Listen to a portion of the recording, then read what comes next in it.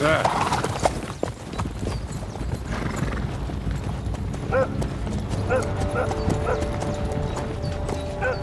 Should we get ready for a fight? Take it easy, Henry. They're wearing von Bergov's colours. They're from Trotsky. Surround them! Don't let them get away! Besides, we won't stand a chance against them. Don't do anything foolish, fellas. Just follow my orders.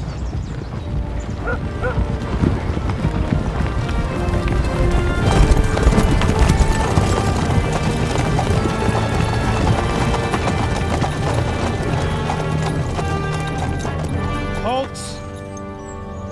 What are you after here?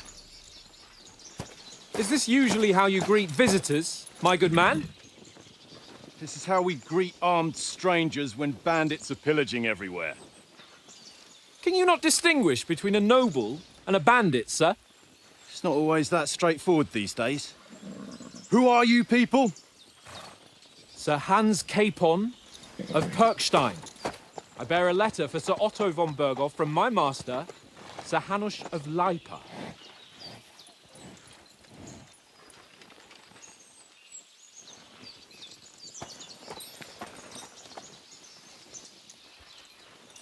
This is indeed the seal of the Lords of Lipa.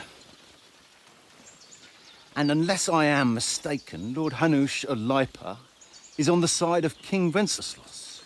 Well, While my master is a member of the League of Lords, who side with King Sigismund. well, So it would appear we are enemies.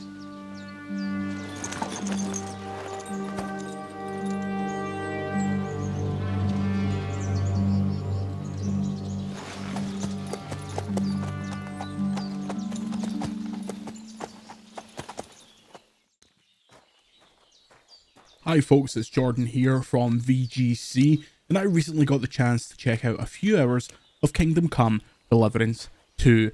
We were very kindly taken to the town of Kutnahara, which is one of the locations you'll be visiting in Kingdom Come Deliverance 2, and I thought I would chat over this B-roll to give you a bit more of an idea about the game. Now, obviously the first game became a bit of a cult hit, it had some very hardcore fans, but it was also fairly unique, fairly Euro-janky. There were some rough edges, which is obviously somewhat part of its appeal, but to some people that may have turned them off. Now, to me, from playing Kingdom Come Deliverance 2, this feels much more like the transition between The Witcher and The Witcher 2, where it's not quite a full-on mainstream RPG, but it's getting much closer.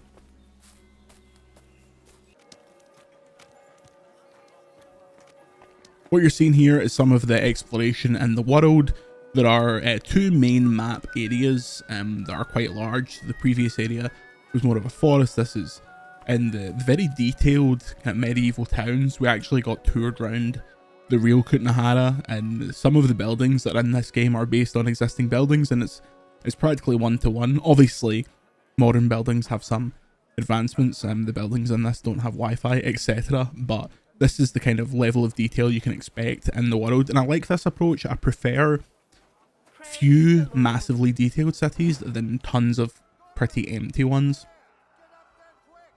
Now, this is actually an early combat sequence. This is right at the start of the game, and it gives you a sense of, while there are crossbows and bows and arrows and things like that, and they are deadly, you'll see in a minute just how ludicrously long they take to reload. So they're not some kind of overpowered addition to your arsenal. They're very much supplementary.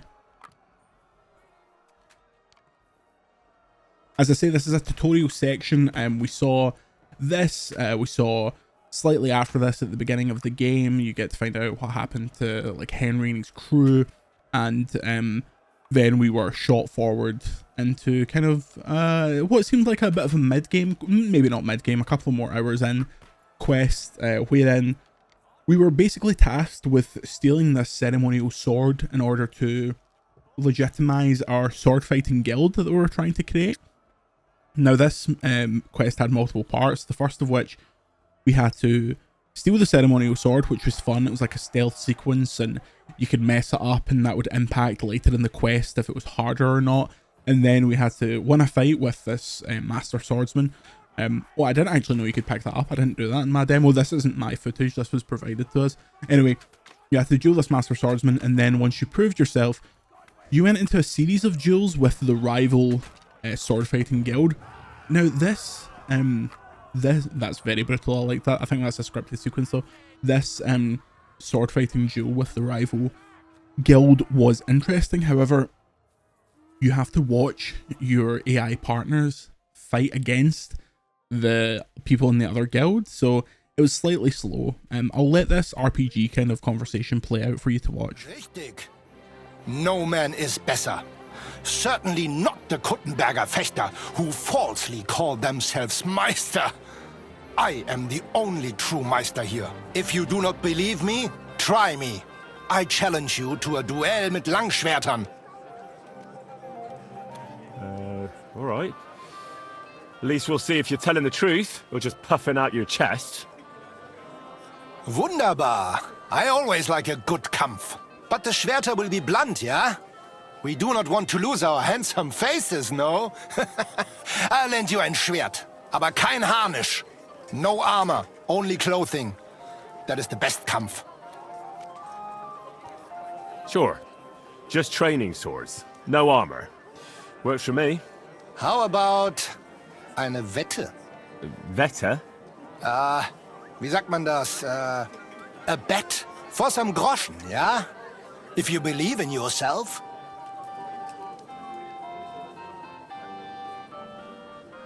Naturally. We're not going to work up a sweat for nothing, right? A nice wager will bring some tension into it. Good, good. I like your attitude. We have spoken enough. Let us do it. Yeah, I'm ready. So there's kind of an example of one of the more RPG style conversations. It seems like there's a hell of a lot of dialogue and a hell of a lot of writing. Basically none of the conversations we had were short.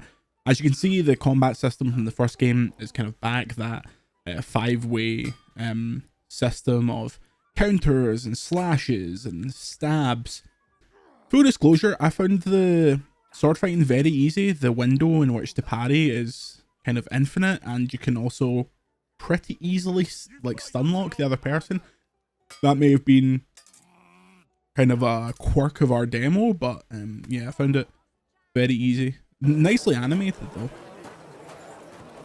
Now back to more of the game and motion and another conversation. What are you doing here, Goodman? What does it look like? I'm handing out wine from my vineyard. You're giving it away for free. My vineyard is new, and the folks in this town are damn stubborn. So I figured I'd pour a cask or two into them, and maybe they'd get a taste for it. What about your good self? Would you like to try it? Free wine? I'd be a fool to say no to that. My thoughts exactly, Goodman. Here you are, to your health. I'm curious what you'll think of it. Are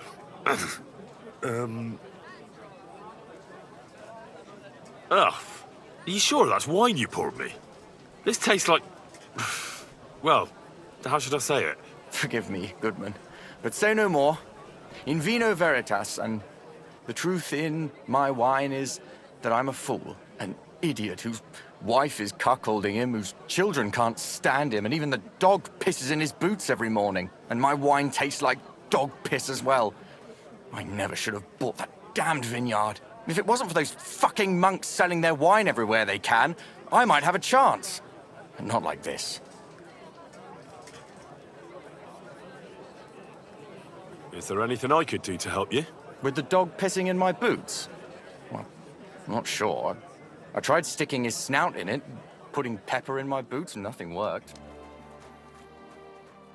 So that's a quick look at Kingdom Come Deliverance 2. For more in-depth thoughts, you can check out VGC for a full written preview. Till next time, I'm Jordan. Thanks for watching.